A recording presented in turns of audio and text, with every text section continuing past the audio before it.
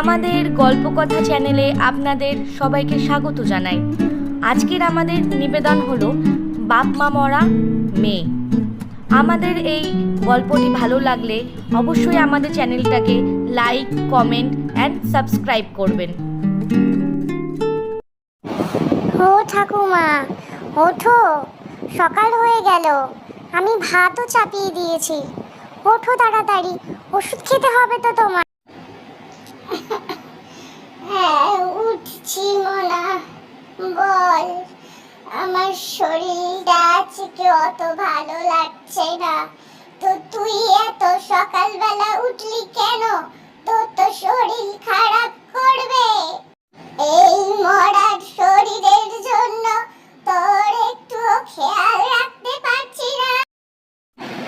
ও ঠাকুমা, তুমি এত চিন্তা করো না তো। আমি এখন বড় হয়ে গেছি।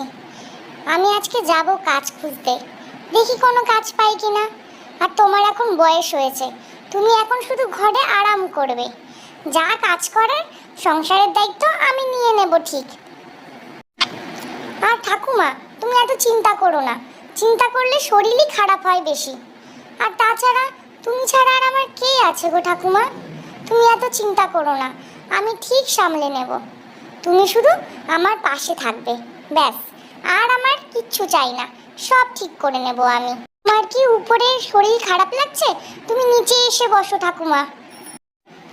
আজকে যদি আমার ছেলে আর বৌমা যদি বেঁচে থাকতো, তাহলে এত কষ্ট তোর হতো না।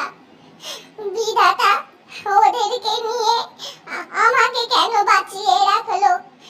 আমার তো 3 কাল গিয়ে 1 কালে ঠেকেছে।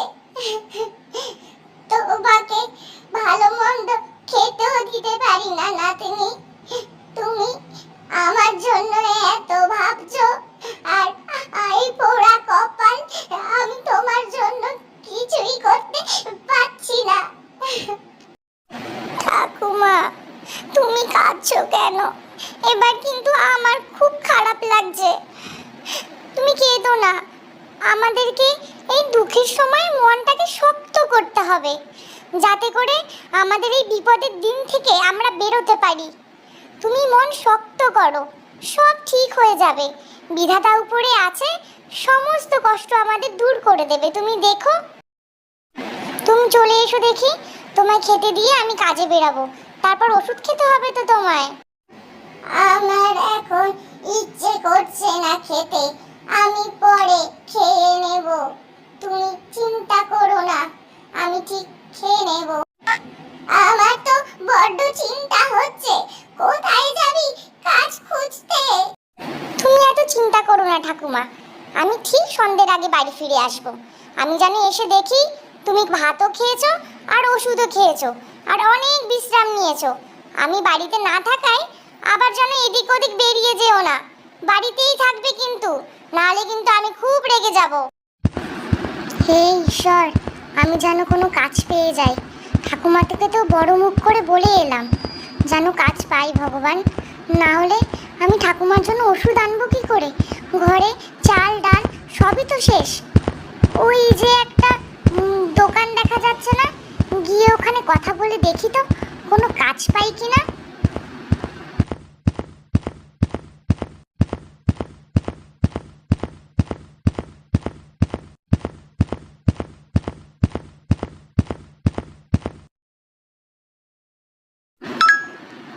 কাকু কাকু, আমায় একটা কাজ দেবে গো? আমার খুব কাজের দরকার। তুমি যা কাজ বলবে আমি সব করে দেব, কিন্তু আমায় একটা কাজ দাও না কাকু। তুমি অনেক ছোট, তুমি কি কাজ করবে? আর তোমার বাবা মা কোথায় যে তোমাকে কাজে পাঠিয়েছে, নিজেরা কাজে না গিয়ে? না না, আমি এত ছোট বাচ্চাকে কাজে রাখবো না, একদমই না। তুমি যাও, অন্য কোথাও যাও, আমি তোমায় কাজ দেব না। কাকু, আমার বাবা মা ছোটবেলায় মারা গেছে। আমার বাড়িতে বৃদ্ধ ঠাকুমা আছে। আমি যদি কাজ না পাই তাহলে তাকে কি খাওয়াবো? তার ওষুধও শেষের পথে। যদি ওষুধ না নিয়ে যেতে পারি আজকে বাড়িতে, তাহলে ঠাকুমার শরীর আরো খারাপ করবে। দাও না কাকু একটা কাজ, আমি সব কাজ করতে পারবো। তুমি দেখো, তোমার কাজের কোনো ত্রুটি রাখবো না। দাও না কাকু কাজ, আমি সব পারবো করতে। আমি ছোট তাতে কি হয়েছে, কিন্তু আমি সব কাজ করতে পারবো, শুধু একটু শিখিয়ে দিলেই হবে।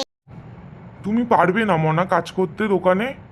দোকানে সকালবেলায় এসে ঝাড় দিতে হবে, দোকান খুলতে হবে, দোকান পরিষ্কার করতে হবে, যারা গ্রাহকরা আসবে চাল ডাল কিনতে তাদের সাথে ভালো ব্যবহার করতে হবে এবং তাদেরকে সঠিক পরিমাণে সব জিনিস দিতে হবে। তুমি পারবে না মনা? তাও তোমার যেটা দেখছি আমি, তোমার পরিবারে অনেক সমস্যা, আর তোমাকে দেখেও ভালো মেয়েই মনে হচ্ছে। আমি তোমাকে একটা সুযোগ দেব কাজের, তুমি আগামীকাল থেকেই কাজে এসো। আর আজকে যাবার সময় কিছু চাল ডাল আর অগ্রিম কিছু টাকা নিয়ে যেও, যাতে করে তোমার ঠাকুমার জন্য তুমি ওষুধ কিনতে পারো।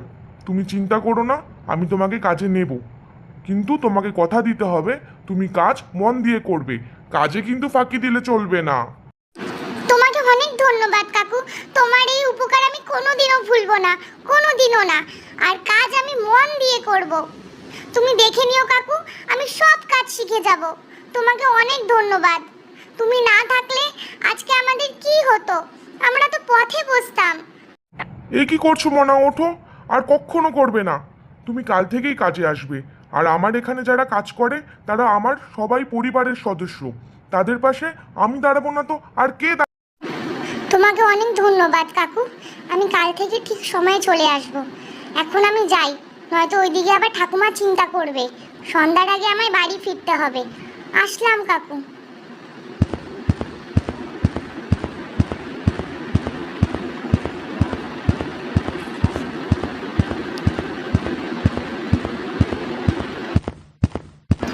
ও ঠাকুমা, এই দেখো আমি চলে এসেছি। তোমার শরীর ঠিক আছে তো এখন?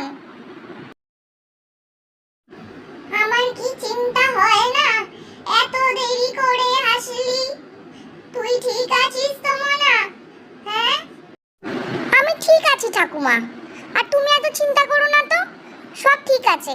আর জানো, আমি একটা মুদিখানা দোকানে কাজ পেয়ে গেছি, আর কাকুটা অনেক ভালো, আমাকে অগ্রিম কিছু টাকাও দিয়েছে ঘরে চাল ডাল আনার জন্য, আর তোমার জন্য ওষুধও নিয়ে আসবো আজকে। আর কোনো চিন্তা নেই ঠাকুমা, সব ঠিক হয়ে যাবে। কাল থেকে সকালবেলা আমাকে কাজে যেতে হবে ঠাকুমা, আর কোনো চিন্তা নেই। আমি এবার সংসারের সব দায়িত্ব নিতে পারবো। দেখেছিস ছেলে আমার, উপর থেকে সব দেখছিস তো? তোর মেয়ে আজ কত বড় হয়ে গেছে, সংসারের সব দায়িত্ব নিজের কাঁধে তুলে নিল আজ মেয়েটা।